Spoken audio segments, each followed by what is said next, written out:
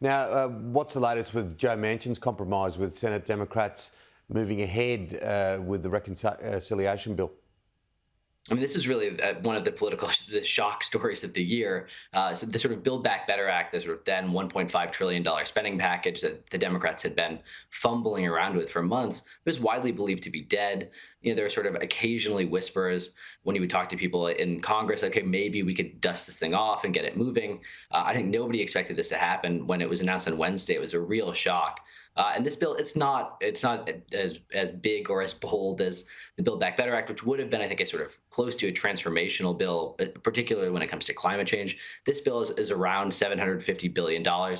So it's about $1 trillion smaller than the last framework agreed upon for Build Back Better. It has a lot of money that is aimed at reducing the deficit. It closes tax loopholes. There is climate spending in this money as well, or in this bill as well. There are also efforts to reduce prescription drug prices. For Democrats, I think this is a huge deal. They've been stalled now for really about 8 months. They passed the infrastructure package in November. They did pass a gun control bill in June, but it was swallowed up by the repeal of Roe v. Wade. So this is their first opportunity, really, in quite a while to actually do something. It's the first time that they've had any sort of legislative momentum since the fall.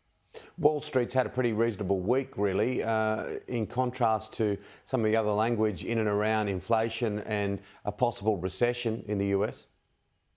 Yeah, the economic mood right now. I mean, I feel like I've been saying this for months now, but it's just very odd. I think we've had consecutive months of job growth going back quite a while at this point. Been revised slightly, but we're still adding. The Biden administration is still adding millions of jobs overall, and yet I think the concerns about inflation are the biggest sort of economic headwinds at the moment. They're also driving these sort of interest rate increases from the Fed, which do increase the odds of a recession. But when you're talking to experts, you hear a lot of different things. I think in general, the overall economic picture, no one is really saying that things are looking quite like a recession, in part because we've just seen this continued job growth. On the other hand, I think the mood is very much that people are concerned about the economy, in part just because of rising prices. But the overall, I think, mood is that a recession is coming.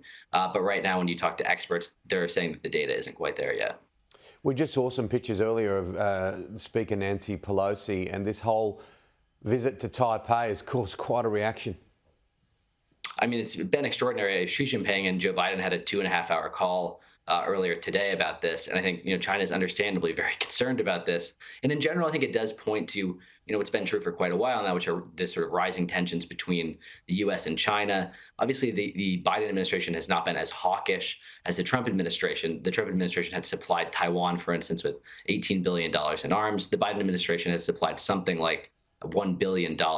And yet there is a larger sense that the sort of China hawks within the administration are winning right now. And this trip that Nancy Pelosi is taking, in which she may or may not stop in Taipei, is, I think, causing an enormous amount of concern, in part because it does seem like it would ratchet up tensions with Beijing immediately. And it's not entirely clear what the strategic benefit of doing that is. Taiwan is obviously a big concern for Beijing, but it's not necessarily the most pressing issue at the moment. If Pelosi were to visit Taiwan with the delegation, I think it would immediately rocket up to the top of the list right now. So the president and the administration itself is in a tricky position. I think it is navigating a sort of position in which they are trying to present a more aggressive front or face towards China, and yet I think there is real concern with this visit to Taiwan that Nancy Pelosi is taking, that this would create another crisis for an administration that is finally, I think, starting to emerge with some sort of momentum coming close to the midterms, and it's not entirely clear what the foreign policy benefits from doing it are. Well, just staying on foreign policy for a moment, what about the US lens on what is happening in the Ukraine? Now, this has been going on for, since February now? Yeah, I think in general, like there's still quite a bit of concern, and the U.S. has continued to ratchet up funding. They've continued to supply arms to Ukraine, but I think in general, the issue has, I think, as it's been true in many other areas, it's faded slightly from being the most pressing. Well, it's probably still the most pressing foreign policy issue, but it's not the most pressing political issue for the Biden administration at the moment. I think there is real concern about making sure that Russia is curtailed in a larger sense. But I think for the Biden administration, they do feel like they've done as much of their job as they can do in terms of NATO expansion on that front. The bigger question now is what can they do to end this war in a way that one, stops further Russian aggression from happening, but I think also again stops particularly what's become a really bloody and terrible war, particularly on the eastern front of or the eastern side of Ukraine. Yeah, it's pretty hard to watch the pictures, to be honest with you. Just finally, can we go in with any sense of confidence or anticipation to the US House debate on assault weapons, or the expected US House debate on assault weapons banning? I mean, this is going to be one of the biggest, it's one of the biggest issues that we've had, because there obviously assault weapons were banned in the 1990s. That ban was allowed to expire during the Bush administration. This has become a kind of red line issue, but I think there's almost no hope. I mean, the assault weapons ban may pass the House, but there are not 10 Republican senators who are going to pass this legislation. So I think what we're seeing is a sort of bill that would make a huge difference. If you look at the mass shootings that we've had just this year alone in Uvalde, Texas, and Buffalo, New York, we were talking about earlier, an AR-15, an assault rifle, was used in almost all of these mass killings. And yet, this has become a real red line.